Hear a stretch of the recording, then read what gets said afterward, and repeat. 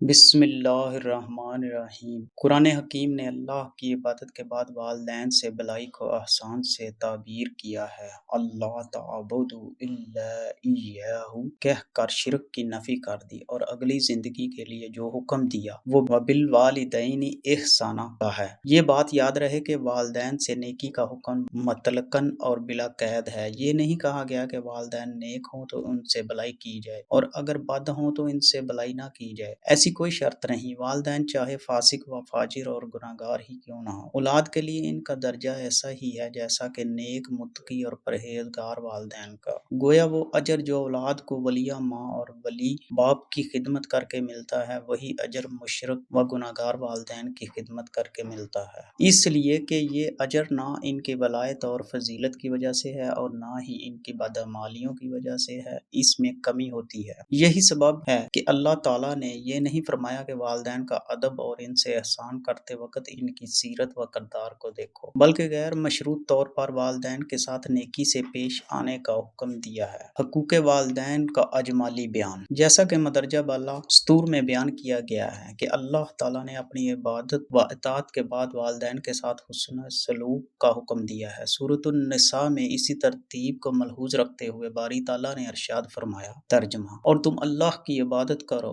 اور اس کے ساتھ کسی کو شریک نہ ٹھہراؤ اور ماں باپ کے ساتھ بلائی کرو۔ حکم ہوتا ہے اے لوگو، اللہ کی عبادت میں کبھی شرک اپنے قریب تک نہ بٹکنے دو۔ پھر جب تم اس بات کو اپنا معمول بنا لو تو والدین کے ساتھ نیکی اور احسان کو اپنا شعار حیات بنا لو۔ توحید اور اطاعت و عبادت الہی کے تسلسل اور شرک کی نفی کا حکم جہاں ختم ہوتا ہے وہاں والدین کے حقوق کا بیان شروع ہو جاتا ہے۔ اس سے اندازہ لگایا جا سکتا ہے کہ اللہ تعالیٰ کو والدین کا کتنا پاس ہے کہ انسان کو اپنی بندگی کے بعد ان کی خاطرداری اور دلجوئی کی تاکید کی جا رہی ہے، اور یہاں یہ قید اور قدغن بھی نہیں کہ والدین کمانے والے ہوں یا نہ کمانے والے ہوں، بوڑھے ہوں یا جوان ہوں، متقی و پارسا ہوں یا بدکار و گناہگار، والدین کسی حال میں ہوں، والدین ہونے کے ناطے ان کا مقام متعین کر دیا گیا ہے۔ حکم توحید اور نفی شرک کے ساتھ والدین سے احسان کرنے کا حکم اسی ترتیب کے ساتھ سورۃ البقرہ میں ان الفاظ کے ساتھ دیا گیا ہے۔ ارشاد ربانی ہے، ترجمہ: اور یاد کرو جب ہم نے اولاد یعقوب سے پختہ وعدہ لیا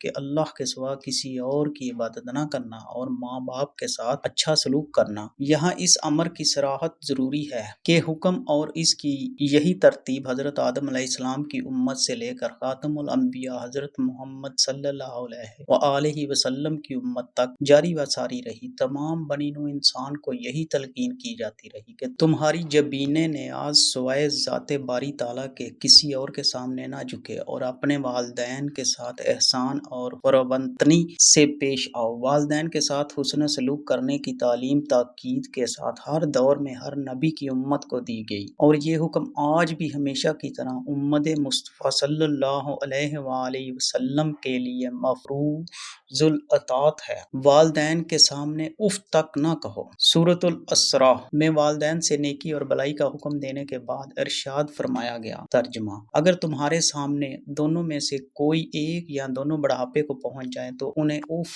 بھی نہ کہنا اور انہیں جھڑکنا بھی نہیں، اور ان دونوں کے ساتھ بڑے ادب سے بات کیا کرو اور ان دونوں کے لیے نرم دلی سے عجز و انکساری کے بازو جھکائے رکھو اور اللہ کے حضور عرض کرتے رہو، اے میرے رب ان دونوں پر رحم فرما جیسا کہ انہوں نے بچپن میں مجھے رحمت و شفقت سے پالا تھا۔ یہ آیات واضح کرتی ہیں کہ اگر دونوں ماں باپ یا دونوں میں سے کوئی ایک تمہارے سامنے بڑھاپے کو پہنچ جائے تو پھر انہیں اف کا کلمہ بھی کہنے کی ممانعت، خواہ تمہیں ان کی کوئی بات پسند آئے یا نہ آئے اور خواہ تمہاری طبیعت کو وہ کتنی ہی ناگوار کیوں نہ گزرے، خبردار تمہاری زبان سے ان کے لیے اف کا کلمہ نہ نکلے۔ اف تک نہ کہنے کا معنی یہ ہے کہ تمہاری زبانیں تمہارے والدین کے بارے میں اس حد تک بند ہو جائیں کہ ان کی کسی بات پر خفگی اور ناراضگی کا اظہار نہ ہونے پائے، اور کبھی ایسا نہ ہو کہ تمہارا پیمانہ صبر ان کے معاملے میں اس حد تک لبریز ہو جائے کہ تم انہیں جھڑکنے لگو یا ان کے ساتھ سختی، درشتی اور تلخی کے ساتھ پیش آؤ اور اس طرح ان کی دل شکنی ہو۔ یہاں اف تک نہ کہنے کی معنویت و حکمت پر غور ضروری ہے کہ ایسا کیوں فرمایا گیا۔ یہ بات اس لیے کہی گئی کہ جب آپ اف کہتے ہیں تو یہ حالت بالعموم اس وقت پیش آتی ہے جب ماں باپ بڑھاپے کی کیفیت میں ہوتے ہیں۔ یہ بڑھاپا بڑی ظالم چیز ہے۔ جب قوائے بدنی مزمحل اور حواس خمسہ معاف ہونے لگتے ہیں تو بے بس اور بے چارگی کی یہ کیفیت نادیدنی ہوتی ہے۔ اکثر و بیشتر والدین عہد جوانی سے گزر کر بڑھاپے میں داخل ہوتے ہیں تو وہی اولاد جس کو وہ بچپن اور لاشعوری کی عمر میں کھلاتے پلاتے رہے، اپنے خون پسینے کی کمائی جس کی نظر کرتے رہے، جس کی ذرا بر تکلیف انہیں گوارا نہ تھی، جس کے لیے اپنا سکھ چین سب کچھ قربان کیا، خود کو بھوکا رکھ کر اپنے منہ سے لقمے نکال نکال کر جس کے منہ میں دیے اور جس کو بن مانگے ہر چیز مل جاتی تھی، وہی اولاد جب جوان ہوتی ہے تو اپنے والدین کو مجبور و بے بس پاتی ہے اور اسے وہ